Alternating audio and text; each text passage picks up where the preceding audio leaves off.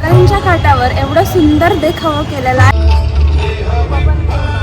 आता आम्ही बाहेर चाललेलो आहोत, ते कुठे जाणार आहे तुम्हाला थोड्या वेळातच कळणार आहे। काही रस्ते असे असतात ना जे फक्त प्रवास घडवत नसतात तर मनालाही एक शांतता मिळून जाते। आणि मी असेच आज निघालेली आहे एका ठिकाणी जिथे वाऱ्यात भक्ती आणि आवाजात शांत आणि प्रत्येक पावलावर संतांची आठवण। चला तर पाहूया आजचा प्रवास कुठेपर्यंत जातोय मला घेऊन। आळंदीच्या रोडवर मस्त सनसेट वाईब मध्ये मी गाडी चालवत आहे आणि अचानक मला समोर काय दिसते, घोडा आणि व्हाईट एका क्षणात असं वाटलं की आजचा प्रवास काहीतरी खास होऊन जाणार आहे। आणि आता आम्ही पोहोचलेलो आहोत आळंदीमध्ये आणि काही क्षणामध्ये आळंदी एवढी सुंदर दिसणार आहे ना लाइटिंग अंधारामध्ये, तर खूपच भारी।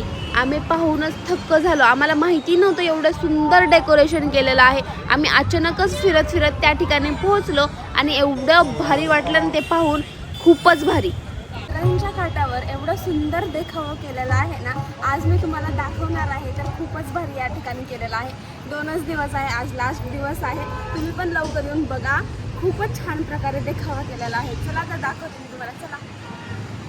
इंद्रायणीच्या काठावर आज काहीतरी वेगळंच भासत होतं। प्रत्येक पायऱ्यावरती उजळते दिवे, लाइटिंग, सुंदर डेकोरेशन आणि वारकऱ्यांच्या रूपात उभा केलेले देखावे जणू भक्ती जिवंत झाली असे वाटत होतं।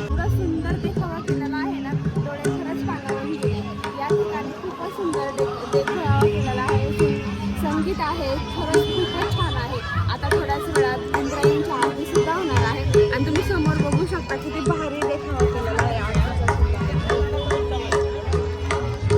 या ठिकाणी आहे ना, खूपच सुंदर देखावा केलेला आहे खरंच। आता या ठिकाणी थोड्याच वेळात आरती सुद्धा होणार आहे। समोर वाहणारी इंद्रायणी ही नदी वारकऱ्यांसाठी फक्त नदी नाही तर भक्ती, शांतता आणि संतांच्या आठवणी वाहून नेणारी भावना आहे।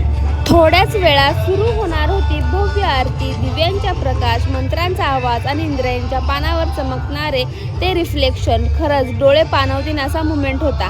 आम्हाला माहिती नव्हतं ते, अचानकच आम्ही त्या ठिकाणी गेलोत आणि एवढं भारी वाटलं ना, खूपच भारी। खूपच या ठिकाणी गर्दी आहे, तुम्हाला बघायला भेटणार आहे। आणि मी या ठिकाणी खूपच भारी देखावा आहे।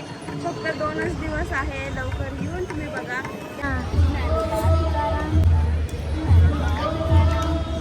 प्रत्येकाच्या मुखातून एकच जयघोष घुमत होता, माऊली ज्ञानोबा, माऊली तुकाराम। संपूर्ण वातावरण संतांच्या नावाने पवित्र झालं होतं आणि लाखो दिव्यांच्या प्रकाशापेक्षा जास्त उजळून निघाले होते ते माऊली माऊली या आवाजाने। इंद्रायणीच्या काठावर उभा राहून असं वाटत होतं की जणू प्रत्येक श्वासात भक्ती भरलेली आहे। लहान मुलांपासून ते मोठ्यापर्यंत प्रत्येकाच्या ओठावर फक्त माऊली माऊली हेच नाव घुमत होतं। या जयघोषात एवढी ताकद आहे ना, तर काही क्षणासाठी सगळे विसरून शांत झालो आणि मन फक्त भक्तीमध्ये हरून गेलं।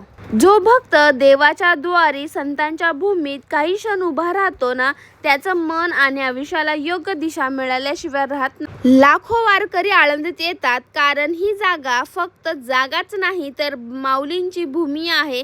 प्रत्येक माऊलींचा आधार आहे आणि विश्वास आहे माऊलींवरती। लोकांची एवढी गर्दी का आहे माहितीये? कारण इथे आल्यावर माणूस स्वतःला विसरतो आणि माऊलीमध्ये हरून जातो। इंद्रायणीच्या काठावर मस्त असं डेकोरेशन आणि आरती खूपच भारी होतं, शब्दात सांगणार नाही एवढं भारी वाटलं। आळंदी ही फक्त संतांची भूमी नाही तर प्रत्येक वारकऱ्यांचा जीव की प्राण आहे। कारण इथे प्रत्येक कणात माऊलींची भक्ती आणि प्रत्येक रस्त्यावरती अभंग आणि फक्त श्वासात ज्ञानोबा तुकोबा यांचा जयघोष। आजच्या या सुंदर देखाव्यामध्ये उभं राहून असं वाटतंय की कितीही मोठं जग असतं ना, तरी शेवटी मनाला शांती मिळते ती माऊलीच्याच नावानं। म्हणून प्रत्येक वारकऱ्यांचा एकच संदेश, भक्ती कधी सोडू नका, माऊलीचं नाव कधी विसरू नका। कारण जिथे भक्ती आहे तिथेच खरी शांतता आहे। आणि आता इंद्रायणीच्या पवित्र काठावर सुरू होणार आहे भक्तिमय आरती।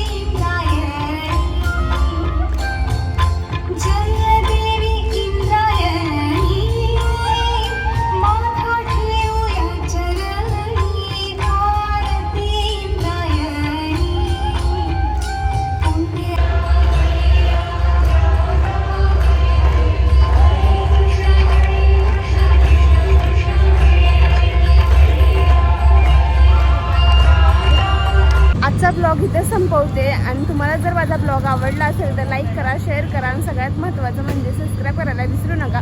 भेटूयात अशाच नवीन व्हिडिओमध्ये. तोपर्यंत बाय, धन्यवाद.